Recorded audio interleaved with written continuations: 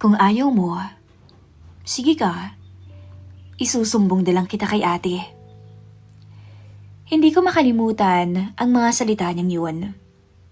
Hindi ko akalain na sa katulad kong may edad na, kaya kong maging sunod-sunuran sa isang dalaga. At sa isang pagkakamali ko nga, ay hindi ko inakala nga hantong kami sa tinatawag nilang bawal. Dear Miss Callie, itago niyo na lamang po ako sa pangalang Ernesto. 45 anyos. At masasabi kong isa ko sa mga mapalad na nabiyayaan ng masaganang buhay. Panganay ako sa 3 magkakapatid. At dahil sa sipag at tiyaga sa negosyo ng pamilya, maaga kong naranasan ang ginhawa. Bata pa lang ako, ay nakatungtong na ako sa ibang bansa. Nakapagpatayo ng bahay dito sa Pinas. Nakabili ng sasakyan. Pero kahit anong yaman, ramdam ko pa rin na parang may kulang. Ito ay ang pagkakaroon ng katuwang sa buhay. Nung ako'y nasa edad 38 pa lang, nakilala ko si Julie, ang ate ng babaeng naging dahilan ng pagkakasala ko sa liham kong ito. Siya ay 30 anyos noon.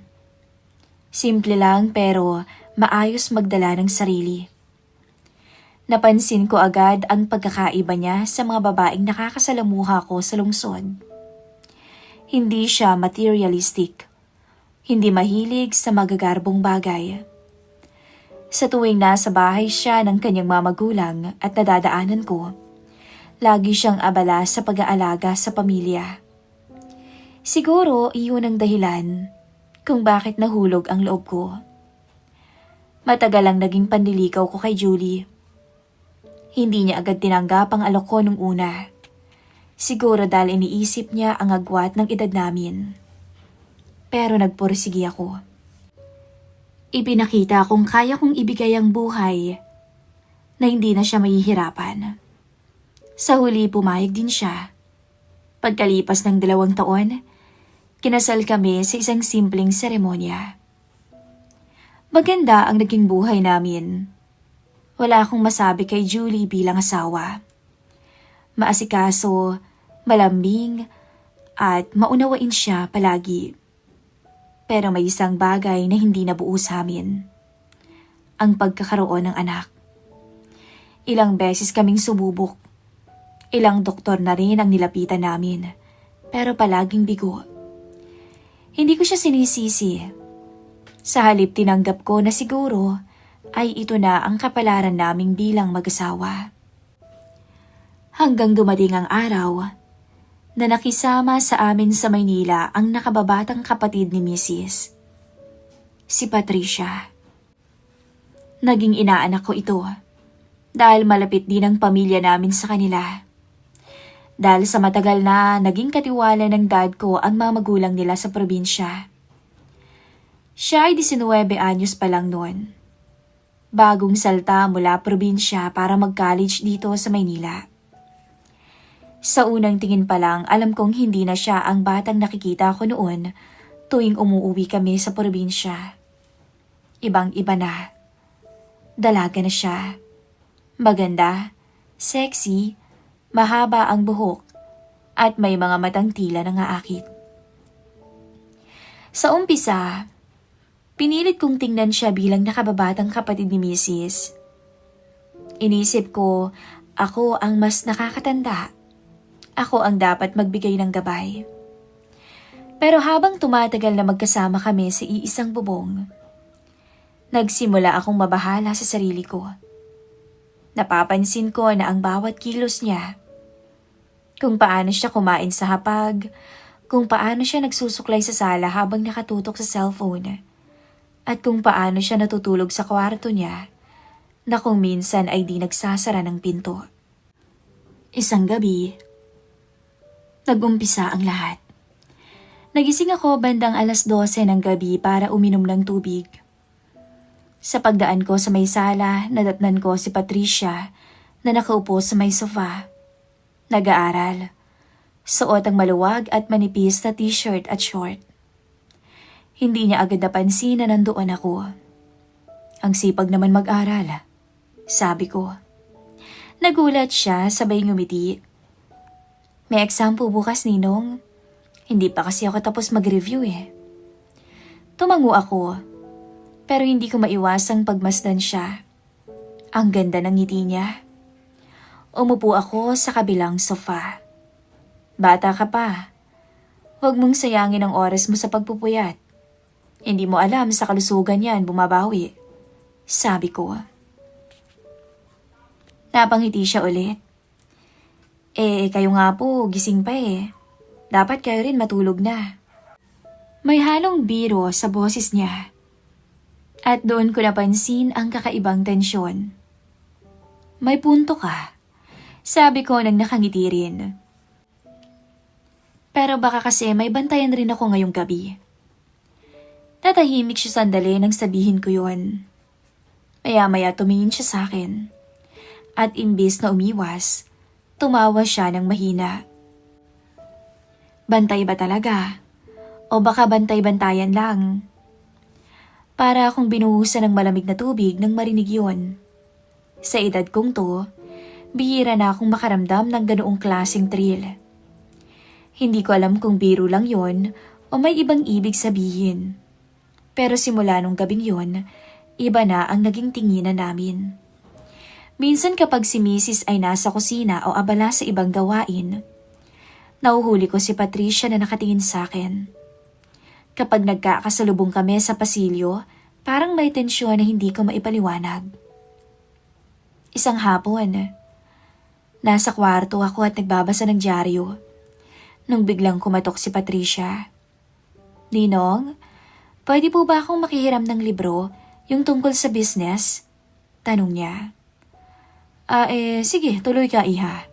Sabi ko. Pumasok siya. At sa halip na tumingin agad sa stante, dumiretso siya sa tabi ko. Alam niyo nong, naiinggit ako kay ate. Ang swerte-swerte niya sa inyo. Bakit mo naman nasabi yan? Tanong ko na medyo nagulat. Kasi may asawa siyang may kaya, mabait, at responsable. Hindi ko alam kung paano ko tutugon ng oras na yun. Nakatingin lang siya sa akin ng diretsyo. Tila may halong lambing at hamon sa mga mata nito. Patricia, sabi ko, pabulong ang boses. Huwag kang magbibiro ng ganyan. Hindi mo alam kung saan tayo dadalhin yan. Ngumiti siya. Paano kung hindi biro? Doon ko naramdaman ang pagbagsak ng lahat ng depensa ko bilang lalaki. Hindi ko na alam kung ninong pa ba ang tingin niya sa akin o ibang tao na. Doon nagsimula ang lihim naming ugnayan. Mula noon nagbago ang lahat. Tuwing natutulog si Mrs., sinasadyang lumapit sa akin ni Patricia. Pabulong akong kinakausap nito. At tuwing wala siya sa bahay, hinahanap-hanap ko ang presensya niya. Ngayon, sa tuwing naiisip ko, alam kong mali lahat ng yun. Niloloko ko ang asawa ko. Ang babaeng buong puso kong pinakasalan. Pero kasabay ng konsensya, nandyan pa rin ang apoy na hindi ko mapatay. Minsan nga, natatawa ako sa sarili ko. Mayaman ako, may edad na, pero isa lang din naman akong tao na natatalo ng tukso. Alam mo nong, minsan, masarap po ang bawal. Bulong ni Patricia sa akin isang gabi. At hanggang ngayon, hindi ko yon makalimutan.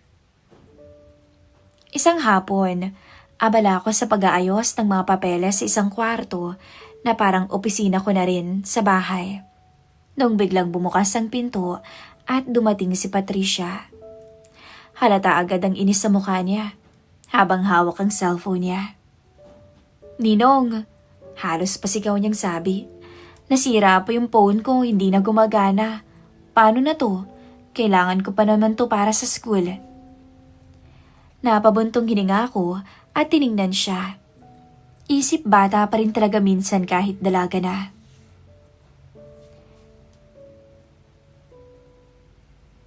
Pero sa likod ng inis niya, hindi ko maiwasang mapansin ang lambing sa boses nito.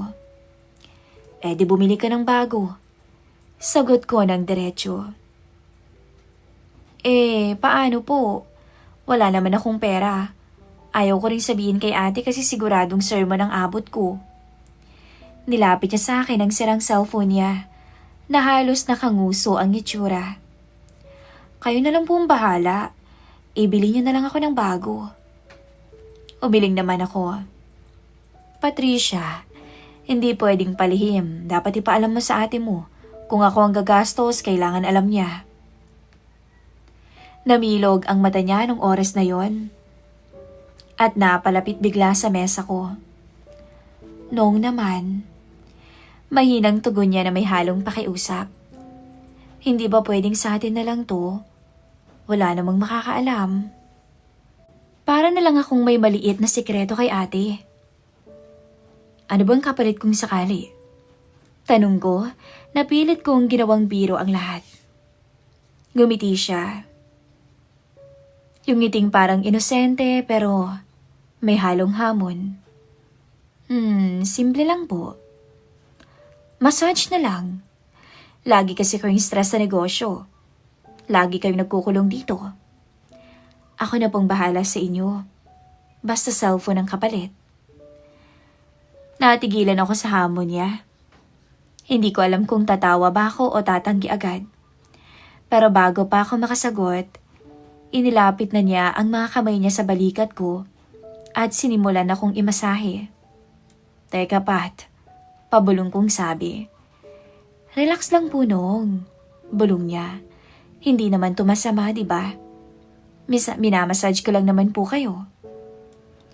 Pero kahit ganon, hindi ko maiwasang mag-isip ng iba. Ang bango niya nun. Amoy shampoo na parang bulaklak. Habang nakapikit ako, unti-unti kong napapansin na bumibigat ang bawat hininga ko. Ninong, marahan niyang bulong sa tenga ko. Baka may gusto pa kayong ipagawang iba? Kahit ano po, willing ako. Nagulat ako sa sinabi niya. Binuksan ko agad ang mata ko at nakita ko siyang nakatayo sa likod ko. Nakayuko at nakatingin sa mukha ko. Ang lapit ng mukha niya. Sandali kaming nagkatitigan at doon ko naramdaman ang pader na unti-unti nang nasisira. Gusto ko siyang sawayin. Gusto kong pigilan ang sarili ko pero hindi ko magawa. Ang tanging nagawa ko lang ay ang bumuntong hininga at sabihin, Patricia, tigilan mo na yan. Baka saan pa tayo mapunta? Ngumiti siya at bahagyang umatras. Pero may iniwang tingin sa akin na alam kong hinding-hindi ko makakalimutan. Pagkalipas ng 2 araw, bumili na ako ng bagong cellphone para kay Patricia. Hindi ko na pinagsabi ang tungkol dito kay Mrs. Dahil alam kong magtatanong siya kung bakit ganun kamahal ang binili kong cellphone at bakit biglaan. Pagdating ko sa bahay, nadatnan kong wala si Mrs. Nasa kaibigan daw niya nung oras na yon. Si Patricia lang ang nandun. Nakahiga sa may sofa at nagbabasa ng libro. Patricia, sabi ko. Nilapag ko sa mesa ang maliit na plastic bag na may lamang box ng cellphone. Ayan o, cellphone mo. Gamitin mo na sa pag-aaral mo. Agad siyang napabangon. Tila kumislap ang mga mata. Talaga Nong? Anya sabay kinuha niya agad ang plastic bag. Pwede ko na po bang buksan ngayon? Tumango naman ako. Sige, dito na lang para makita ko kung okay ang nabili ko. Pero bigla siyang umiling at ngumisi nang sabihin ko yon. Hindi po dito. Sa kwarto niyo na lang natin buksan. Nagtataka ako nang sabihin niya yon. Bakit pa doon? Dito na lang sa sala mas maliwanag. Lumapit siya sa akin. Halos dikit na ang balikat niya sa braso ko. Malambing ang boses niya noon. Bakit Nong? Ayaw mo ba sa madilim? Kasama mo naman ako Sabi niya, sabay hila sa braso ko papunta sa hagdan. Wala akong magawa nung oras na yon. Inakay niya ako hanggang sa pinto ng kwarto namin ni Mrs. Pagkarating namin, agad niyang nilakang pinto at walang sabi-sabing kinuha ang kahon ng cellphone mula sa bag. Umupo siya sa kama tapos kumindat sa akin. Umupo rin ako sa gilid. Pinilit kong gawing normal ang sitwasyon. Pero habang pinagmamasdan ko siyang binubuksan ng kahon, bigla siyang lumapit. Ninong, pabulong niyang sinabi. Salamat po Ang bait niya talaga sa akin. Bago pa ako makasagot, bigla niyang nilapit ang mukha niya at hinalikan ako sa labi. Para akong napako ng ilang segundo. Sandali lang yun pero hindi ko alam kung tatayo ba ako para umiwas o manatili. Nung umatras siya, nakangiti siya. Pero halata ko din ang kaba sa mga mata niya. Secret lang po natin yun Bulong niya. Hindi ako nakasagot agad nung mga sandaling yun. Napatitig na lamang ako sa kanya. At doon ko napagtanto na isang hakbang na lang. Hindi ko na talaga kayang pigilan ang sarili ko.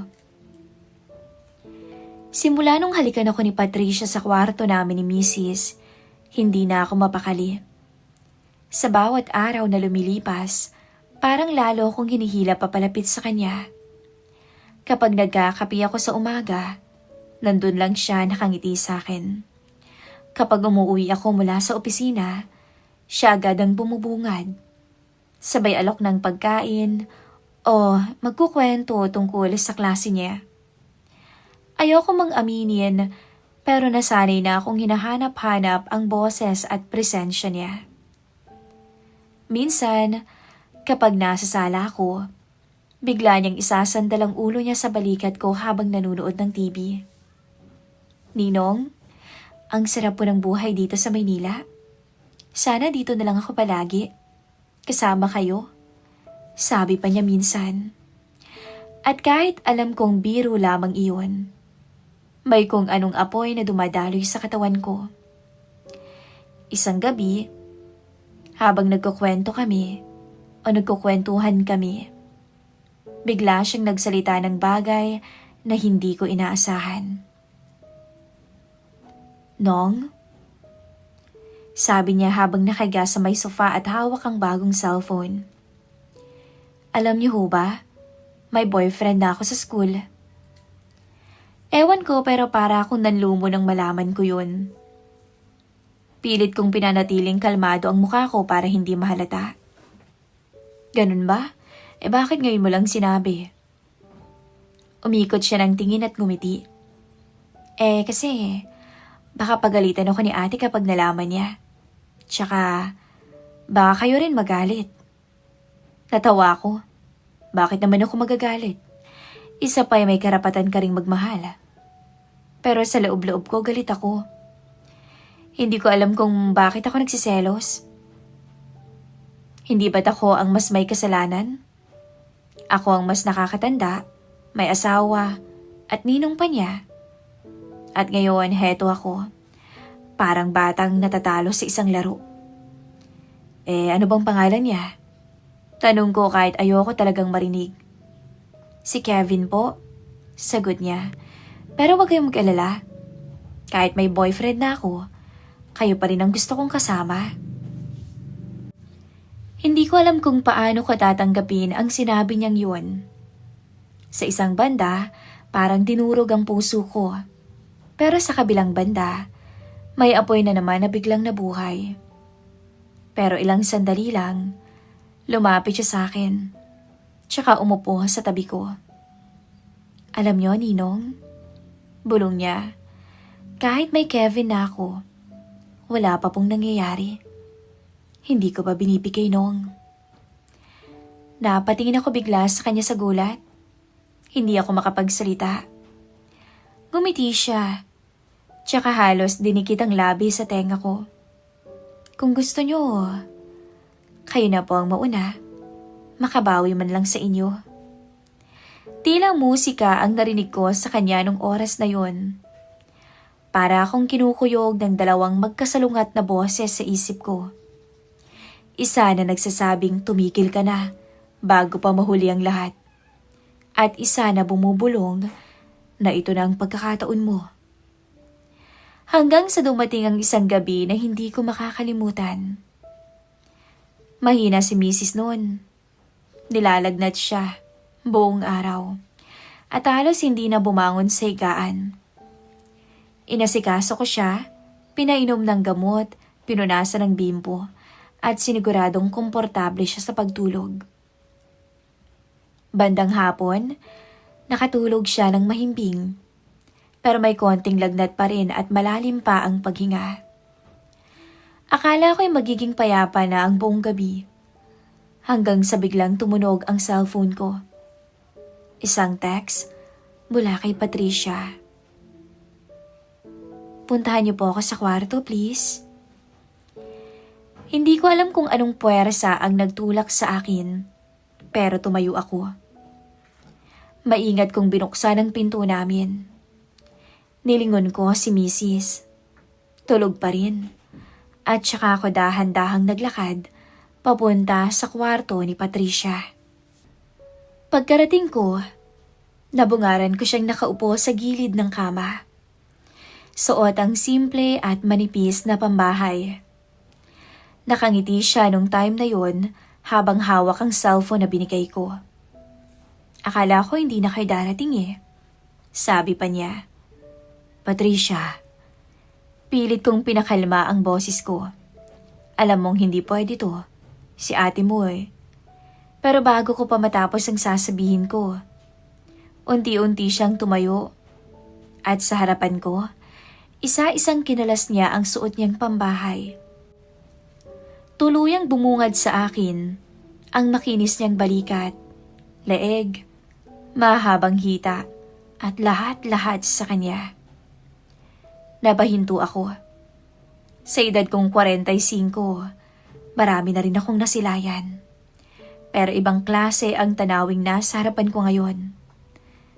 Dalagang dalaga, makinis, at ang kumpiyansa sa kanyang mga mata. Iyon ang pumukaw sa lahat ng natitira kong pagtitimpi. Maya-maya, nilapag niya ang cellphone sa mesa at marahang hinawakan ng kamay ko. Si ate, okay na siya, di ba?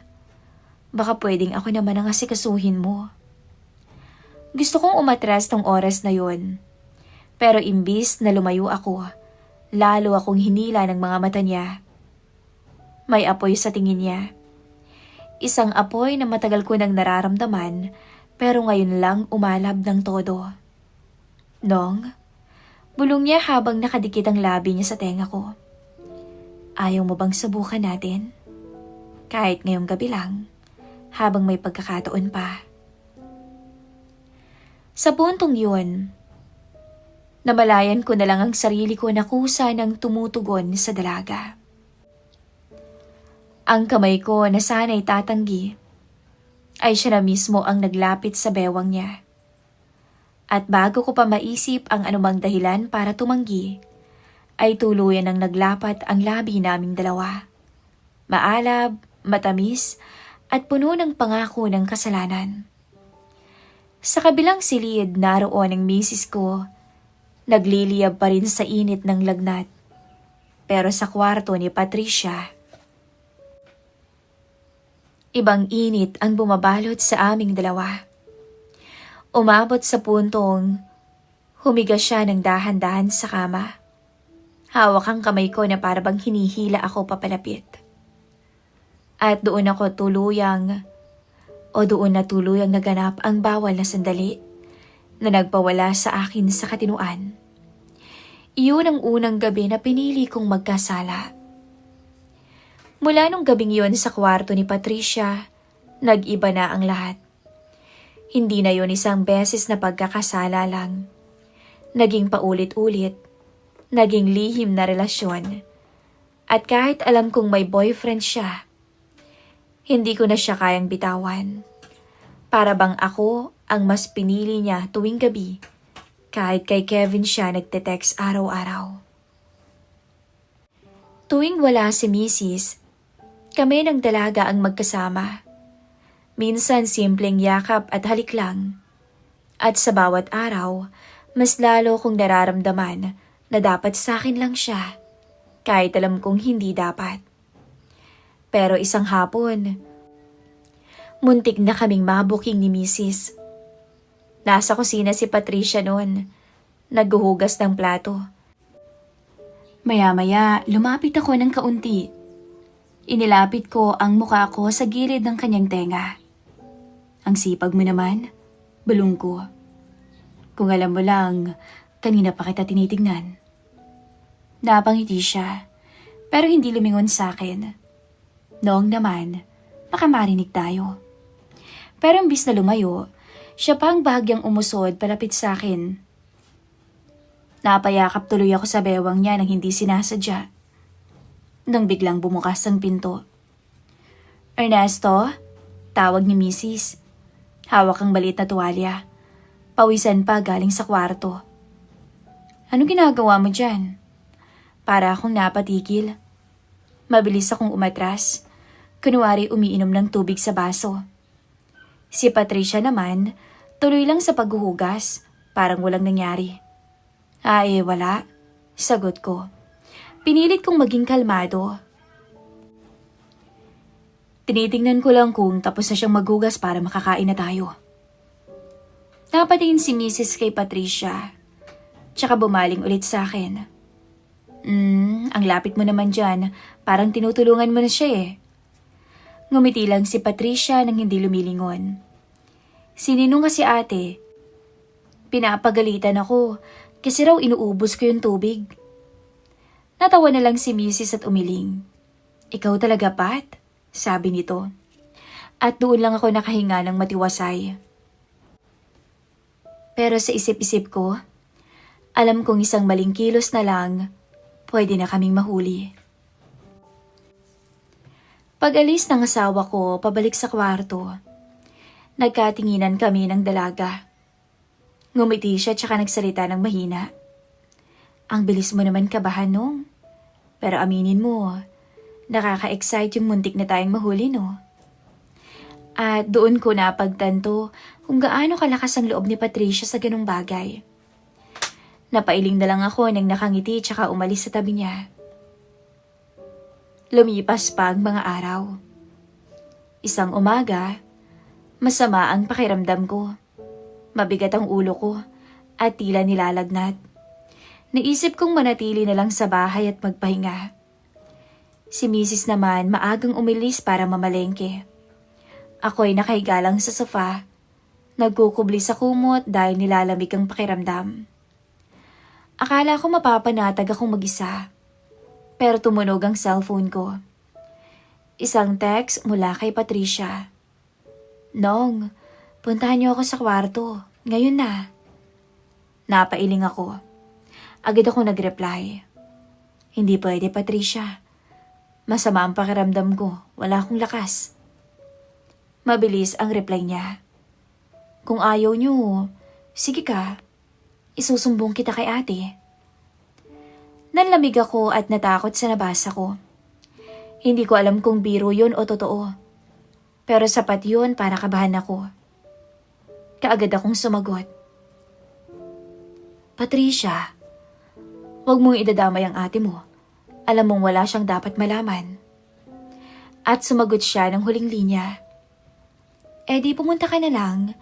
Baka mawala yung sakit mo kapag kasama mo ko. Para kong hinila ng dalawang puwersa nung oras na yun. Ang konsensya at ang tukso. Pero sa huli bumangon ako mula sa sofa at naglakad papunta sa kwarto niya.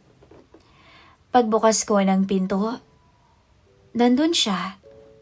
Nakahiga sa kama at nakangiti. Walang bakas ng takot. Tila ba matagal na niyang planado ang lahat. At sa araw na yun, muling may namagitan sa amin ng dalaga. Parehas kaming nagtakip ng kumot. Sa bawat halik at haplos na binibigay niya, nakalimutan ko ang lahat. Ang sakit ko, ang sumpa ng kasal, at ang katotohanang nasa palengke lamang ang asawa kong walang kamalay-malay. At iyon, ang araw na tuluyan kong naunawaan. Hindi na ito basta laro lang. Isa na itong pagkakagapos na hindi ko alam kung paano ko pa matatakasan. Lumipas ang ilang taon. Sa kabila ng lihim naming relasyon, ng mga palihim na sandali sa loob ng bahay, nagtuloy pa rin ang pangarap ni Patricia. Nakapagtapos siya ng kolehiyo. Proud na proud si Julie. Halos hindi maalis ang ngiti sa kanyang muka habang hawak ang diploma ng kapatid. Ako man ay nakaramdam ng kakaibang saya. Hindi lang dahil nakatapos siya, kundi dahil alam kong sa kabila ng lahat, may bahagi ako sa buhay niya na kami lang ang nakakaalam. Ngunit kasabay ng saya, naroon din ang lungkot. Dahil sa sinabi ni Patricia, plano niyang umalis na sa bahay. May oportunidad daw sa ibang lugar at kailangan niyang magpatuloy sa buhay. Pagbalik namin mula graduation, nadatnan naming may bisita siya sa bahay. Abala si Julie sa pagtanggap ng mga kapitbahay at bisita na bumabati. Ako naman nagtungo sa garahe para magpahinga. Doon ko nadatnan si Patricia. Nakaupo siya, nakatitig sa diploma niya na nakalagay sa folder. Ninong, sabi niya nung mapansin niya ako. Salamat sa lahat ah. Ngumiti ako. Pilit na tinatago ang lungkot. Ako dapat ang magpasalamat. Pinagbuti mo ang pag-aaral mo. Iyan ang pinakamagandang gantimpala na makukuha mo. Tumayo siya at lumapit sa akin. Hindi lang dahil sa pag-aaral nung. Salamat, kasi minahal niyo ako sa paraang hindi ko inasahan. Napayuko ako. Ramdam ko ang bigat ng mga salita niya. Patricia, huwag mong tawaging pagmamahal yun. Kasalanan yun. Mali lahat ng ginawa natin. Maya-maya may humawak siya sa kamay ko. Mariing tinitigan ang aking mga mata. Kung mali, bakit hindi ako nagsisisi? Kung mali, bakit ang sakit-sakit isipin na kailangan na nating malayo sa isa't isa? Hindi ko siya magawang sagutin agad. Nung mga oras na yon. Ang totoo, ako rin ay durog. Mahal ko na siya. Pero paano ko aaminin yon kung sa simula pa lang, alam kong mali na. Napaluha si Patricia nung mga sandaling yon.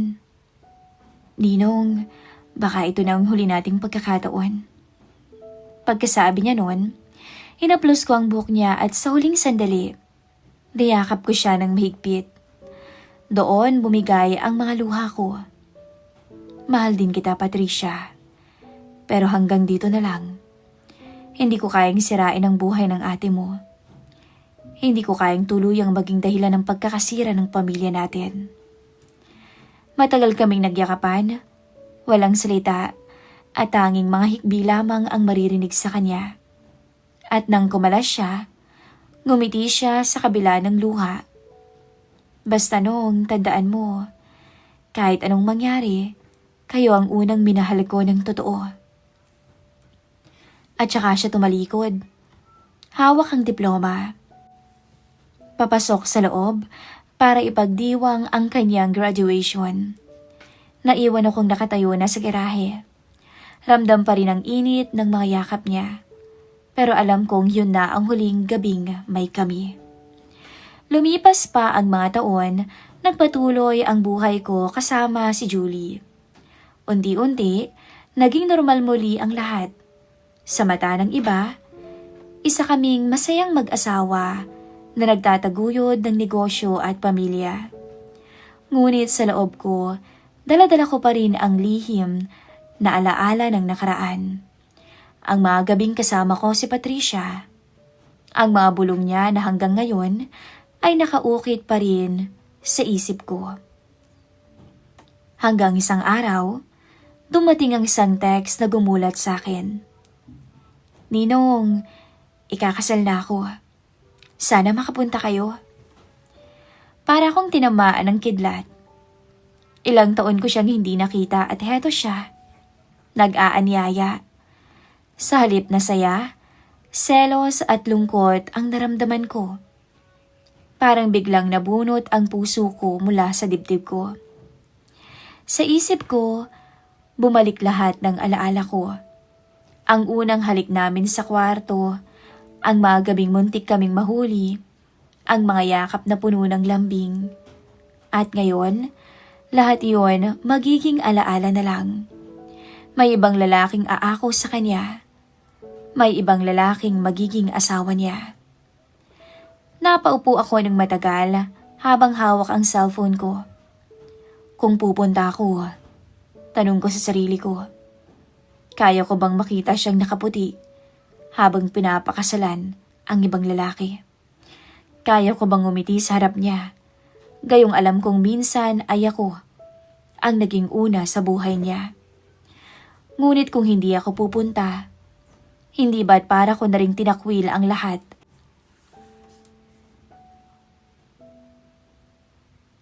Nang naging bahagi ko sa buhay niya. Miss Callie, hanggang ngayon dala-dala ko ang tanong na to. Tama ba na pumunta pa ako sa kasal ng dalaga? Sa kasal ng babaeng minahal ko ng bawal, ngunit minahal ko rin ang totoo. Ilang linggo na lang ay magaganap na ang kasal. Sana po'y kahit papaano'y mapayuhan po ako ng mga listeners nyo. Lubos na umaasa, Ernesto. Hanggang dito na lang po ang kwento ng ating letter sender. Sa mga gusto pong magkomento o magpayo, just comment down below po. Salamat po sa pakikinig sa ating channel. At sabay-sabay nating abangan ang susunod pang mga kwento ng buhay na ating isasalaysay sa ating channel, The Miss Callie.